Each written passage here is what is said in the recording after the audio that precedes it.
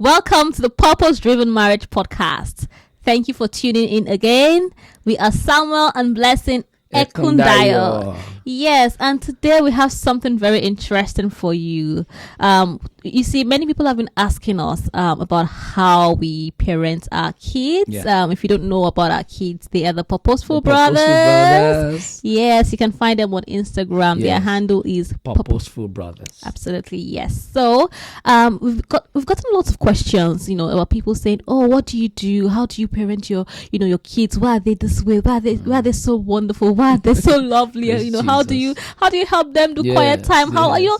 Lots of questions, genuine questions from genuine people and parents who are also willing to raise their kids in a godly way. And we thought, what? Let's share. Yeah, let's share. What we do. Yes. Parenting is a very powerful thing. Yes.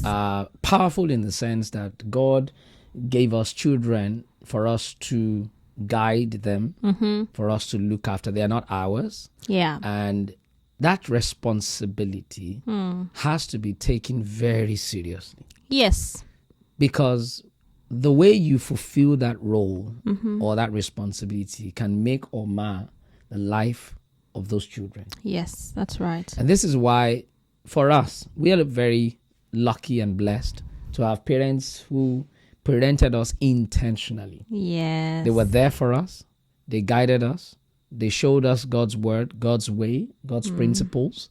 And they were not perfect. No. But the things they showed us, particularly how they lived their lives Yes. and lived as good examples, are some of the principles we now imbibe as parents as well. Modeling it to our kids, but tweaking it, to fit the present, the present times. Yes. So today our topic is how we parent our kids intentionally. Yes. Absolutely. So we're going to be sharing practical tips, because this is how we do things. So this is not what we read in the book. Some of them may have come from things we learned and we read in the book, but we want to tell you what we do. Hopefully that can help you as well on your journey of parenting, whether you are current parents or you would be parents. All right. So what are some of those things we do? Yes. So I think number one there is the fact that we are on the same page. In terms of parenting. I think for us that really helps us and help unity, right? We're on the same page in terms of whatever it is that we want for our kids. I share with my husband, and most of the time he agrees with me in terms of what the vision is for our kids. And if we don't agree, we discuss it and find that middle ground. Absolutely. We eventually agree. Absolutely. And if we have, for example, if we have agreements about the kids are not supposed to maybe watch certain food or watch TV all the time or something like that. We ensure that if my husband is the one that makes a decision or that decides, it means that we made the decision. Yes. And this is so crucial because when you now take that decision to the kids, kids are very smart. Very. If they can sense any disagreement between the two of you, don't use your hands to hit each other. But mommy said. But daddy said, and eventually you realize that whatever it is they are trying to present will be baseless at the end of the day. You know what the Bible says, if the foundation be destroyed, what can the righteous do? Literally, if the foundation is, the foundation of that decision making is not there, is baseless. There's no unity. It won't stand in the home. So we make sure that we are on the same page and we agree. And they know most of the time that daddy and mommy have agreed. Because, sometimes when they try to be smart and you're like, mommy said do not do this. They now go to daddy. Daddy, can we do this? So most of the time I see my husband say, what did mommy say? What did daddy say? Have you checked with your dad? So they tell what daddy. So daddy has said no. So why are you asking me?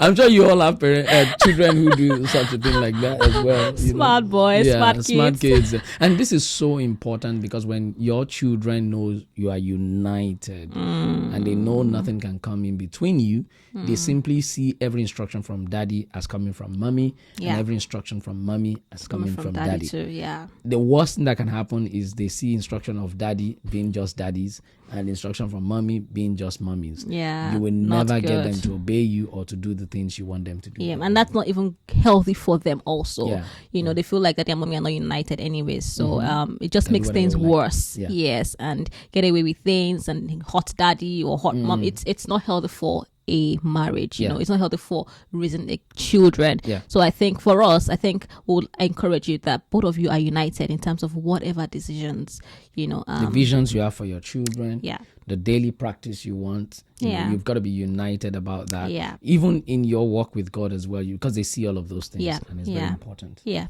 Okay, so that's number 1. Yeah. So should we move on to number 2? Yes, let's move on to number 2. So number 2 is for us, we have a structure for our kids, having a structure for them in terms of, for example, you know, how their day is going to be like. For example, I'm a very sort of structured person, you know, and I see a lot of times to my kids, they especially our first son, he's very structured also. He likes to know what is happening now, and after now, after that, what am I going to do? Whereas the predictability of life is not assured, but having structure in place sometimes help. Yeah, it does help, you know, helps you know it helps them to know what the plan is for the day, and also helps you to also be able to have proper plans from you. Thinking of what should we do, what can we do. So if you know, in my kitchen we have something like a roaster, you know, on the door of our fridge, you know, and every single day from this time to this time, once they come back from school, 3:30 to this, you're doing reading, you're playing, you can watch TV, and we have no screen days. There are no and they know. So they know it's not, you know, punishment. They're used to it now. And I think one thing that helps us is we carry them along. So with the structure that we have, you know, it's not design it together with them. So it's not like we are lording the structure over them. Okay, so we sit together and we're like, okay guys, let's have a roster or a timetable for the week. You know, what would you like to do from this time? Mommy would like to do. Daddy would like to do this. And we have what we even call DMT. So it's dad and mom time. And that has really helped because we allow them to express themselves. Sometimes they actually tell us the part of the timetable they don't actually like. Maybe they feel like that no screen time is actually too much. They say that sometimes, you know, daddy, mommy, I have no. They try to negotiate. They negotiate exactly to bargain. But just finding that balance, because they are involved and they're able to express themselves, makes them feel involved. Makes them feel a sense of belonging towards that. So they don't feel like they're punished or things are enforced upon them. And the structure involves things like, for example, their quiet time in the morning, you know, what they're supposed to do, and on weekends also their church, you know, breakfast, lunch, dinner, all of those and things. Academics as well. The academics too, and also their you know, the curricular, what do you call them? Curricular, extracurricular, like soccer, football, chess, all of those things. We inculcate, we put all everything of that together in that structure. The timetable. And maybe one day we'll do a paid master class and show you how. So even our family devotion too, it's in that structure. It's literally in there. It helps them to see quite clearly what we have for each day. By the way, we don't redesign it every week. Maybe once in 3 months we review it. Once in 6 months we review it, depending on how well it's going. We have one for holiday period and we have one for during school period. Hopefully, I don't know if we can insert like a photo of what one of them looks like. We'll try, but I mean, it's all about you trying to amend, you know, doing what works for you. Works for you, But this works for us. For based some on kids, maybe your career, it may not work for you. Based on where you live, based on the activities they do, you know, outside of school, all of those sort of things. Let's move on to the next one. So number 3 is that we spend quality time with them. I think that is very crucial for us and our kids. We're very intentional about it. And even though, you know, we're both very busy people. And my husband is extra busy, you know, myself too. But we are intentional about spending quality time with our kids. And one of the things that we do is what we call heart to heart. So sometimes, actually once a week, it's in that structure to the timetable. The structure we talked about earlier. Once a week we have a time for heart to heart with each of the kids, you know. And during that heart-to-heart, we realize that we check with the boys what's going on, what do they have on their minds, what's happening in school, and it is this time that this period of heart-to-heart we have to connect more intimately. Yes. And you hear them saying things that even you never thought that. They will say, really, you know this thing. They're like, that seriously, in school and all of that. You know, and that's the time where they become very vulnerable to share stuff. So that's how it's a time of intimacy. Intimacy brings out a lot of things. It brings out weaknesses, brings out strengths, and we get to see them. Like some of our children, through some of those spending time with them, we can read and study their love languages, Yeah. which fosters our relationship with them, foster how we know one of our sons, for instance, quality time is big.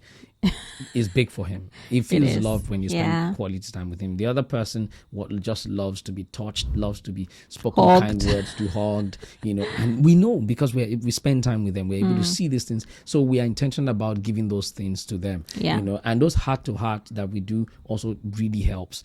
Sometimes when they're going to bed, they've already gone to bed, they're already on their bed about to sleep. One of us will just go and have a conversation, how the day went, what they learned during the day. We've come to realize they cherish those one-on-one times. They look forward to it. Daddy, are you going to come upstairs?